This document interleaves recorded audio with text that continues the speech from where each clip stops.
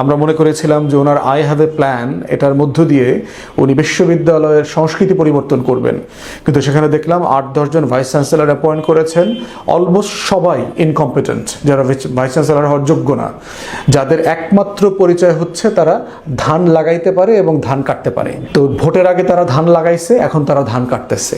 দলের দলীয়পনা, দালালি, তারপরে নিজ দলের ছাত্র সংগঠনের ক্যাডার, গুন্ডা, বদমাইশদেরকে নিয়ে ক্যাম্পাসে মহড়া দেওয়া, সেগুলো করছে।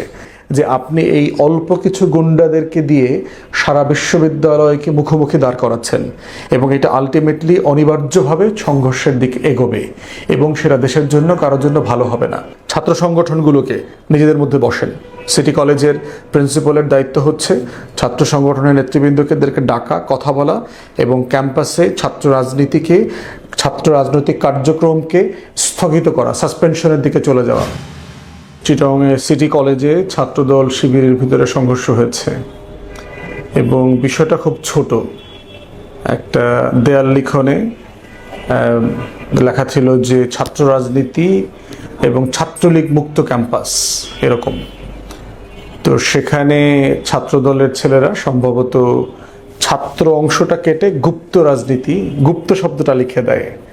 তো গুপ্ত রাজনীতি ও ছাত্রলীগ মুক্ত ক্যাম্পাস, এবং সেটা আলটিমেটলি মাননীয় প্রধানমন্ত্রী থেকে শুরু করে বিএনপির নেতারা কন্টিনিউয়াসলি গুপ্ত সুপ্ত বলে জামাত শিবিরকে রেগুলার ট্যাগ করছে, এবং শিবিরের ছেলেরা তখন এখানে রিয়াকশন করেছে। তো ধাওয়া পাল্টা ধাওয়া, ওখানে ক্লাস পরীক্ষা যেগুলো ছিল সেগুলো আজকে স্থগিত হয়ে গেছে। বাংলাদেশে প্রায় বলা হয় যে ছাত্র রাজনীতির নাকি গৌরবময় ইতিহাস আছে আমাদের। এই ব্যাপারে আমার বরাবরই দ্বিমত আছে যে আসলে ছাত্র রাজনীতির গর্বিত হওয়ার মতো কোনো ইতিহাস আদৌ আছে কিনা। ছাত্র সংসদ কেন্দ্রিক বেশ কিছু আন্দোলন সংগ্রাম এই মাটিতে হয়েছে, কিন্তু সেগুলো খুব ভালো ফল নিয়ে আসছে সবসময় তা মনে হয়নি আর কি। অধিকাংশ সময় মনে হয়েছে এগুলো খুবই মানে নেতা হওয়ার একটা চেষ্টা, আন্দোলন করতে হবে বড় দাগে, মোটা রাজনৈতিক দলগুলোরকে আরও মোটা করা, তাদেরকে মূলধারায় নিয়ে আসা, নির্বাচনের ক্রেডিট স্কোরিং করা, এইসব চেষ্টা করা আর কি। তো ফেব্রুয়ারিতে নির্বাচনের পর থেকে কিন্তু এটাই প্রথম না। ঢাকাতে পলিটেকনিকে দেখলাম শিবিরের ছেলেদের উপরে আক্রমণ করা হয়েছে, বেশ কয়েকজন আহত হয়েছে, হল দখলের চেষ্টা চলছে। এরপরে হচ্ছে গত কয়েকদিনের মধ্যে দেখলাম যে ঢাকা বিশ্ববিদ্যালয়ের যে নতুন ধান লাগানো এবং ধান কাটার যে ভাইস চ্যান্সেলর আসছেন, উনি পুরাতন আমলের আদু ভাই যারা আছেন, বয়স যাদের প্রায় 40-এর কাছাকাছি, তেমন ছাত্রদলের নেতাদেরকে সিট বরাদ্দ দিচ্ছে, যেগুলো নিয়ে আবার শিবির প্রতিক্রিয়া ব্যক্ত করছে। এরপরে হচ্ছে লেদার টেকনোলজি যে ইউনিভার্সিটি আছে, একটা ইনস্টিটিউট আছে ঢাকা বিশ্ববিদ্যালয়ের অধীনে, সেখানে গণরুম culture, guest room culture fair নিয়ে আসার চেষ্টা করা হচ্ছে, জুনিয়র ফার্স্ট ইয়ারদেরকে ডেকে এগুলো করা হচ্ছে। মানে এগুলো হচ্ছে জাস্ট ছোট ছোট সিমটম সারা দেশের ক্যাম্পাসগুলো উত্তপ্ত হয়ে ওঠার, এবং আবারও সেই সরকার দলীয় ছাত্র সংগঠনের যে ক্যাম্পাস দখল করা, সংসদ দখল করা, হল দখল করা, এবং এগুলোকে কেন্দ্র করে যে শত শত হাজার হাজার কোটি টাকার লেনদেন, কনস্ট্রাকশন, এরপরে হচ্ছে টেন্ডারবাজি আছে, সেগুলোতে জড়িয়ে যাওয়া। কতগুলো মূল বিষয়ে জাতিকে, ছাত্র সমাজকে, শিক্ষার্থীদেরকে একটা একমতের জায়গায় আসা দরকার। আমি নীতিগতভাবে সবসময় বলেছি যে রাজনৈতিক কোনো ছাত্র সংগঠন ক্যাম্পাসে থাকতে পারবে না, কোনো দলের না। সেটা ছাত্রলীগ তো নাই, ছাত্রদল, শিবির থেকে শুরু করে কোনো রাজনৈতিক দলের ছাত্র সংগঠন ক্যাম্পাসে থাকা উচিত না। ইভেন আমাদেরটা ছাত্র শক্তি, ছাত্রপক্ষ, সবার জন্য একই কথা প্রযোজ্য, ইন প্রিন্সিপাল পজিশন। তাহলে প্রশ্ন আসবে যে ছাত্রদের রাজনৈতিক সচেতনতা কিভাবে তৈরি হবে? দেখেন, ছাত্র সমাজের আন্দোলনের কথা যেগুলো বলা হয় সেগুলো কনসাসনেসের মধ্য দিয়ে সংগঠিত হয়। এই যে এতগুলো আন্দোলন হয়েছে, সেখানে আসলে ছাত্র সংগঠন নেতৃত্ব দিয়েছে কোনগুলোতে আমাদের হিস্ট্রিতে দেখেন। এবং আমি বারবার বলেছি যে কেন নির্বাচিত ছাত্র সংসদ দরকার, এবং ছাত্র সংসদে প্যানেল করে নির্বাচন করা বন্ধ করা দরকার।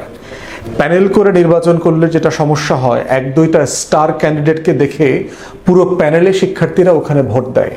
প্রত্যেকটা সম্পাদকীয় পদে আলাদা করে তার মেধা, যোগ্যতা, এগুলো বিবেচনা করা যায় না, এবং যায় না বলেই দেখা যায় যে রাইট লোকরা পুরো প্যানেলের ভিতরে নির্বাচিত হয় না। এই যে সাম্প্রতিককালে যে ছাত্র সংসদ যে নির্বাচিত হয়েছে বিভিন্ন জায়গাতে, আমরা বিভিন্ন ক্যাম্পাসে দেখলাম যে বিভিন্ন সম্পাদকীয় পদে যোগ্য ক্যান্ডিডেট নির্বাচিত হয়নি।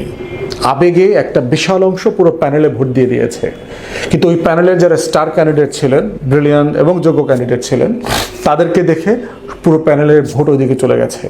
তাই আমি বোধ করি যে এই প্যানেল করেও নির্বাচন করা যাবে না, ব্যক্তিকে ভিপি ভার্সেস ভিপি ভোট নির্বাচন হবে, ভিপি প্রার্থী, জিএস প্রার্থী ভার্সেস জিএস প্রার্থী নির্বাচন হবে, এজিএস প্রার্থী ভার্সেস এজিএস প্রার্থী, আন্তর্জাতিক সম্পাদক প্রার্থী বনাম আন্তর্জাতিক সম্পাদক, আলাদা আলাদা ভোটিং প্যাটার্নে চলে যেতে হবে। এবং এই হল সংসদের আলাদা করে সংসদ থাকার প্রয়োজন আছে কিনা সেটা ভেবে দেখা দরকার। কারণ এই একটা অ্যাকোমোডেশনের জায়গা, এটা একটা হোস্টেলের ম্যানেজমেন্টের দায়িত্ব তো আসলে হল প্রশাসনের সাথে সমন্বয় করবার জন্য যেটা দরকার সেটা হচ্ছে একজন দুজন সমন্বয়ক দরকার। পুরো প্রসেসটা প্রয়োজন আছে কিনা সেটা ভেবে দেখা দরকার, এবং হলকে কেন্দ্র করে কিছু নিজস্ব পদ তৈরি করা দরকার, যেটা কেন্দ্রীয় ছাত্র সংসদে প্রয়োজন সেই একই পদ একই ফরম্যাটে হলের ডরমেটরিতে হলস অফ রেসিডেন্সের প্রয়োজন আছে বলে আমি অনেকটা মনে করি না। তাহলে যেখান থেকে শুরু করছিলাম যে ছাত্র রাজনৈতিক দলের শাখা সংগঠন হিসাবে কোনো ছাত্র রাজনৈতিক দল ক্যাম্পাসে থাকা উচিত না। এখন প্রশ্ন হচ্ছে বাংলাদেশের কোনো রাজনৈতিক দল সেখানে একমত হবে কিনা।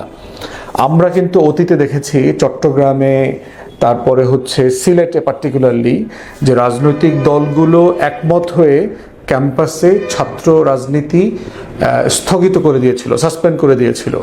এবং এটার কারণে যেটা হয়েছে, ক্যাম্পাসে ভায়োলেন্স, মারামারি, কাটাকাটি বন্ধ ছিল। এবং গত 1.5-2 বছরে দেখেন ক্যাম্পাসে কোনো পলিটিক্স নাই। ছাত্র সংগঠনগুলো দেশ নিয়ে কথাবার্তা বলেছে, কিন্তু ছাত্র সংগঠনগুলোর ভিতরে নিজেদের ভিতরে মারামারি কাটাকাটির কালচার আমরা দেখি নাই। কিন্তু এই জিনিসটা ফিরে আসবে বলে মনে হচ্ছে। কিন্তু এটাও মাথায় রাখতে হবে যে ক্যাম্পাসগুলোতে 24 পরবর্তী যেই স্বাধীন চেতা মনোভাব তৈরি হয়েছে ক্যাম্পাসে, যে 1টা 2টা 3টা ফার্স্ট ইয়ার এখানে চলে আসছে অলরেডি, যারা 24-এর আন্দোলনে অংশগ্রহণ করেছে তারা অলরেডি থার্ড ইয়ারে পড়ে, নতুন 2টা ফার্স্ট ইয়ার আসছে, সেকেন্ড ইয়ার হয়ে গেছে। এরা যে স্বাধীন চেতা মনোভাব নিয়ে ক্যাম্পাসে ঢুকছে, তাদেরকে চাইলেই আপনি বেন্ড করতে পারবেন না, আবার দালালিতে ফিরিয়ে নিয়ে আসতে পারবেন না। কারণ ক্যাম্পাসে শিক্ষার্থীরা চায় যে একটা সম্মানজনক, মর্যাদা সম্পন্ন ক্যাম্পাস এনভায়রনমেন্ট এবং হলের সেই আবাসিক পরিবেশ, যেটা আগের আমলে, ছাত্রলীগের আমলে আমরা দেখি নাই। কিন্তু পরিকল্পিতভাবে যেভাবে দলীয় লোকদেরকে এবং দলীয় শিক্ষক তো বলা মানে দলীয় দালাল টাইপের লোক যারা শিক্ষক নামধারী, তাদেরকে বিভিন্ন জায়গায় পদস্থ করা হচ্ছে, যাদের অধিকাংশই অলমোস্ট ভাইস চ্যান্সেলর হওয়ার মতো ন্যূনতম যোগ্যতা আছে কিনা সেটা দূরের কথা, বিশ্ববিদ্যালয়ের শিক্ষক হওয়ার যোগ্যতা এই লোকগুলো এখন আর রাখে কিনা সেগুলো বিবেচনায় নিয়ে আমরা বোধ করছি যে এটা ভালো প্র্যাকটিস না। মাননীয় প্রধানমন্ত্রী বারবার বলেছেন সংস্কার, তার পরিকল্পনা আছে দেশ নিয়ে, কিন্তু আমরা কাজে কর্মে আসলে সিরিয়াস কোনো কনভারসেশন, পরিকল্পনা দেখতে পাচ্ছি না। আমরা মনে করেছিলাম যে ওনার আই হ্যাভ এ প্ল্যান, এটার মধ্য দিয়ে উনি বিশ্ববিদ্যালয়ের সংস্কৃতি পরিবর্তন করবেন, কিন্তু সেখানে দেখলাম 8-10 জন ভাইস চ্যান্সেলর অ্যাপয়েন্ট করেছেন, অলমোস্ট সবাই ইনকম্পিটেন্ট, যারা ভাইস চ্যান্সেলর হওয়ার যোগ্য না, যাদের একমাত্র পরিচয় হচ্ছে তারা ধান লাগাইতে পারে এবং ধান কাটতে পারে। তো ভোটের আগে তারা ধান লাগাইছে, এখন তারা ধান কাটতেছে।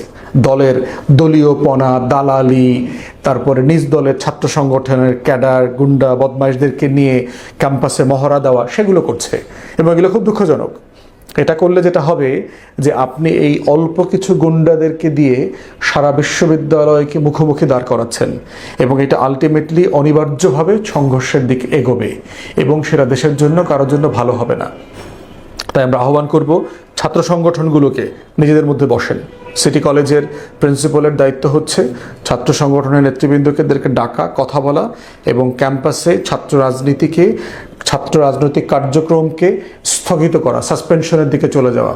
কারণ এটাই হচ্ছে ওই স্লোগানটাতে লেখা ছিল, ছাত্র রাজনীতি ও ছাত্রলীগ মুক্ত ক্যাম্পাস, যেটা আন্দোলনের সময় শিক্ষার্থীরা চেয়েছিল।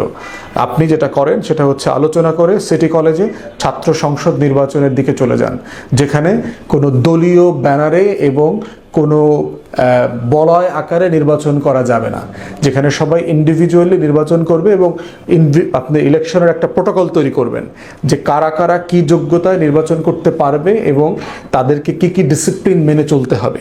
এই প্রোটোকল তৈরি করে আপনি ছাত্র সংসদ নির্বাচনের দিকে যান। এটাই হচ্ছে বাংলাদেশে আগামী দিনে সহিংসতা মুক্ত রেখে একটা এডুকেশনাল ফ্রেন্ডলি, শিক্ষা বান্ধব একটা পরিবেশ দেবার একমাত্র শর্ত। তা না হলে যেটা হচ্ছে, আপনারা বাংলাদেশে আবারও ছাত্র সমাজকে উস্কাচ্ছেন নতুন করে রাস্তায় নামার জন্য, সেটা কোনো ছাত্র সংগঠনের জন্য কল্যাণকর হবে না।